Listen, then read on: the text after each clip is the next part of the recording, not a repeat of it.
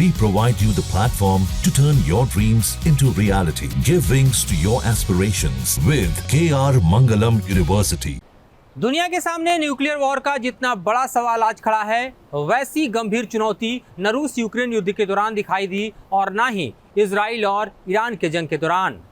लेकिन ट्रंप, जो खुद नोबेल पीस प्राइज पाने के लिए बेकरार हैं, बेताब हैं, उसी ट्रंप ने इस वक्त दुनिया को न्यूक्लियर वॉर के मुहाने पर ला खड़ा किया है।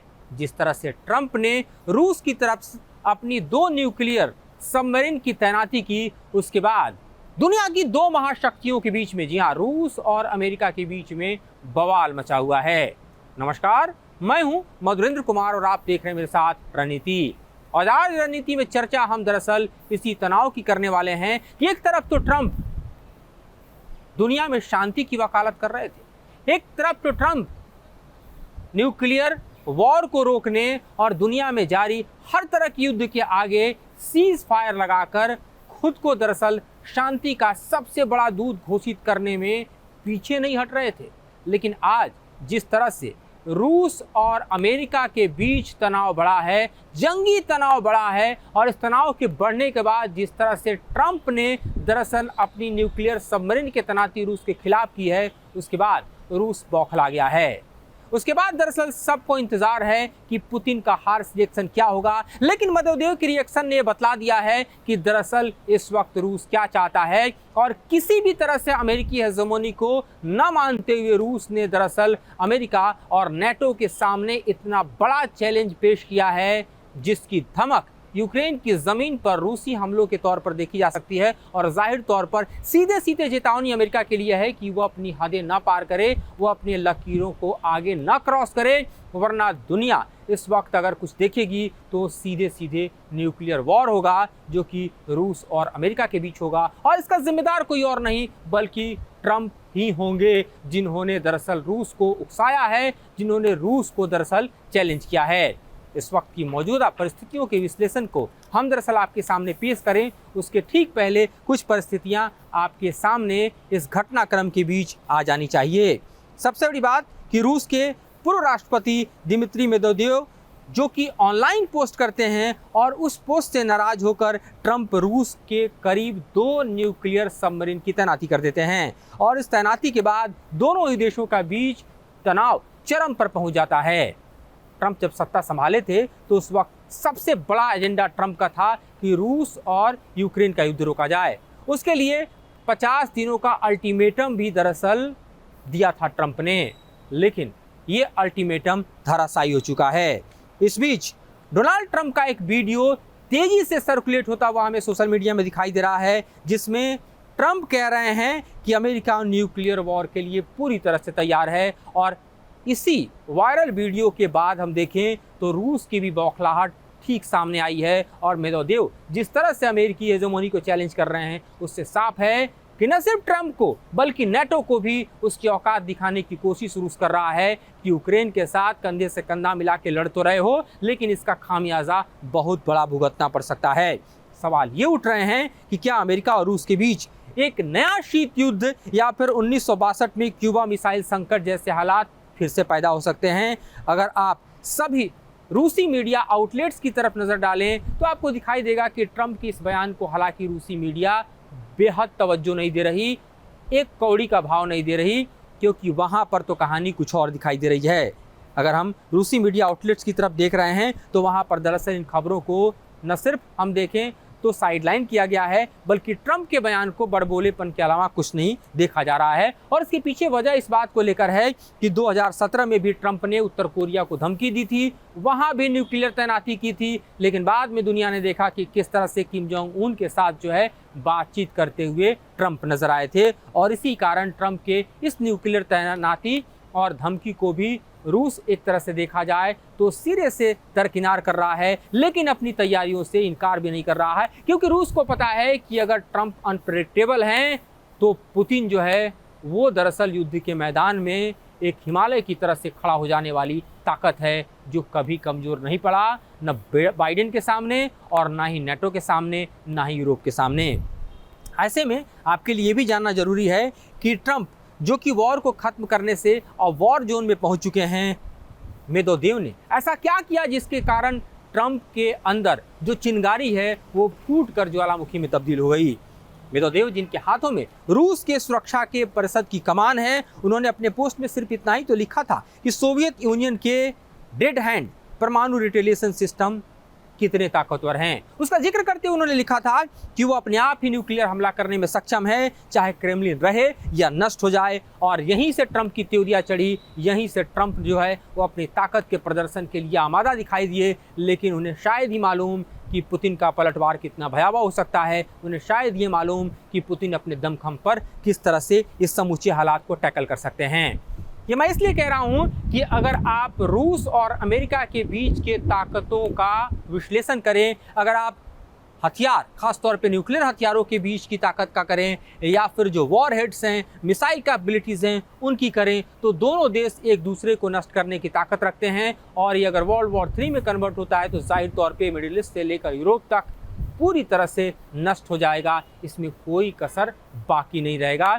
और इसलिए आपके लिए जानना बेहद जरूरी है कि अगर हम अमेरिका और रूस के बीच न्यूक्लियर हथियारों के ताकत का बैलेंस या फिर यूं कहें कि कंपैरिजन करते हैं तो हालात कहां दिखाई देते हैं। सबसे पहले बात रूस के पास तकरीबन 5580 की संख्या में परमाणु हथियार हैं, जिनमें से 1710 तैनाती हैं। और इन तैनात हथियारों में खासतौर पर मिसाइलें, पनडुब्बियां और बम बरसक शामिल हैं। वहीं अमेरिका के पास अगर हम देखें तो लगभग 5428 परमाणु हथियार हैं, जिनमें से 1644 हथियारों की तैनाती की गई है। और इनमें खास तौर पे देखिए तो बम बरसकों के अलावा जो मिसाइल हैं और न्यूक्लियर सबमरीन हैं वो दिखाई देते हैं। अगर आप रूस के उन मिसाइलों की बात करें या फिर अमेरिका की उन मिसाइलों की बात करें जिनकी ताकत है कि वो न्यूक्लियर वॉरहेड को लेके जा सकते हैं, तो कितना डिस्ट्रक्शन हो सकता है उसको भी कंपैरेटिवली आप डाटा के तौर पर देख सकते हैं। और उसमें दिखाई देता है रूस का सबसे ताकतवर शतान मिसाइल, जी हाँ, सरमट RS-28 सरमत, जिसे शतान 2 कहा जाता है। ये एक हाइपरसोनिक बैलिस्टिक मिसाइल है जो 18,000 किलोमीटर तक मार कर सकता है। स्पीड 24,500 किलोमीटर प्रति घंटा है। एक साथ कई टारगेट को हिट कर सकता है। और इसके बाद रूस की जो दूसरी ताकतवर मिसाइल जो न्यूक्लियर वॉरहेड को लेके जा सकती है वो सामने आती है, तो वो RS-24 यार्स है, जो कि तकरीबन 12,000 किलोमीटर दूर तक के टारगेट को हिट करने की क्षमता रखता है। 200 किलोमीटर आप समझिए कि विस्फोटक लेकर जा सकता है। और रूस के पास तकरीबन 63 ऐसे मोबाइल और 10 साइलो लॉन्चर हैं जिससे इस तरह की मिसाइलों को लॉन्च किया जा सकता है।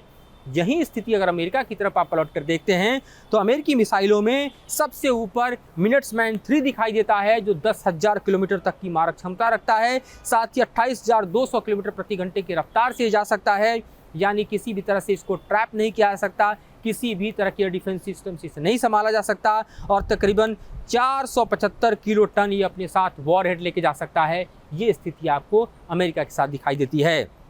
वहीं अमेरिकी सेंटिनल ICBM की अगर हम बात करें तो नई पीढ़ी की ऐसी मिसाइल है जो अंतरिक्ष में भी सैटेलाइट को नष्ट कर सकती है। रूस से कहीं आगे अगर अमेरिका को ये मिसाइल रखती है तो इसका यही दमखम है कि न सिर्फ इंटरकॉन्टिनेंटल बल्कि आप दूसरी तरफ देखें तो अंतरिक्ष में भी दुश्मन की मिसाइलों को, खासतौर पे आप देखिए सैटेलाइटों को, ये लॉन्च करने की ताकत रखती है। इसके अलावा अगर आप न्यूक्लियर वॉरहेड की बात करते हैं तो मिसाइलों के बाद ये देखा जाता है कि किसके बम में कितनी ताकत है। रूस के अगर बम की बात करें तो सार बॉम्बा की बात होगी, जो कि 50 मेगा टन जो है वो बम ताकतवर, ये अपनी शक्ति को संरक्षित करता है। हालांकि बेहद पुराना है, कहा जाता है रिटायर हो चुका है, लेकिन अगर हम इसकी ताकत की बात करें तो हिरोशिमा पर तकरीबन 12 किलो टन ही वॉरहेड गिराए गए थे, जबकि तसार बॉम्बा जो है 3300 गुना ज़्यादा ताकतवर है क्योंकि ये 50 मेगा टन का बम है। वहीं अमेरिकी बम की अगर हम बात करें तो B-41 की बात होती है जो 25 मेगा टन है। 1960 का ये भी बना है और आज इसे अलग अलग टुकड़ों में लगाकर मिसाइलों में कन्वर्ट किया जाता है। ये स्थिति है। तो इस तरह से रूस और अमेरिका के अगर हम ताकत की बात करें तो ये दरअसल दुनिया के विनाश का पर्याय बन सकते हैं। और ऐसे में ट्रंप, जो कि लगातार आप देखिए तो कंबोडिया थाईलैंड वॉर को रुकवाने का श्रेय लेने में पीछे नहीं हट रहे, जो कि भारत के बार बार खारिज करने के बाद भी भारत और पाकिस्तान के ऑपरेशन सिंदूर के दौरान युद्ध को रुकवाने का श्रेय लेने में पीछे नहीं हट रहे।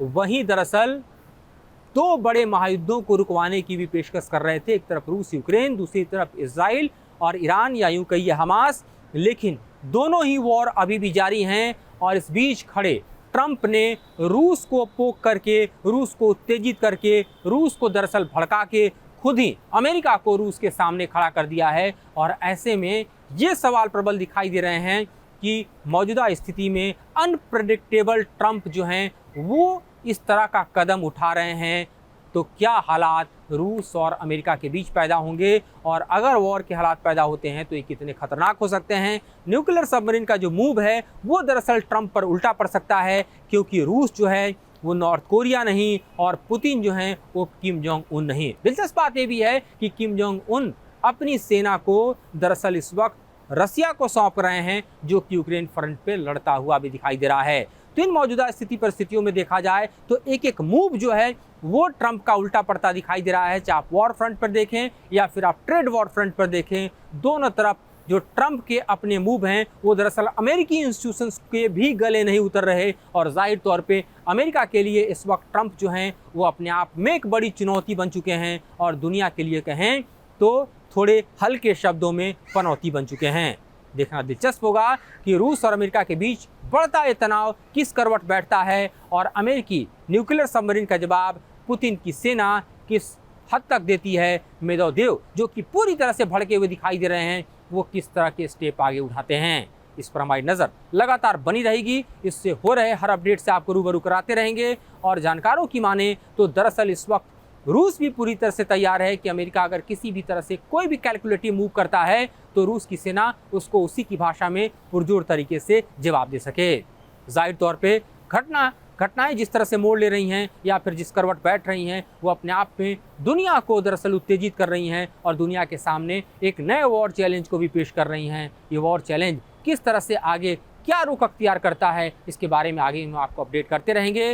अब फिर से रणनीति आपके सामने हर दिन दुनिया में हो रहे घटनाक्रम और उसके विश्लेषण के साथ आती रहेगी, और आप देखते रहेंगे रणनीति के जरिए कि किस तरह से इस वक्त के जो पॉलिटिकल सिनेरियो हैं या फिर जो इस वक्त के स्ट्रेटजिक चैलेंजेज हैं, जो इस वक्त के वॉर चैलेंजेज हैं, वो दरअसल एक खतरनाक मोड़ ले चुके हैं। फिलहाल इस कार्यक्रम में इतना ही। मुझे और मेरे सहयोगी राकेश रावत को दीजिए इजाज़त।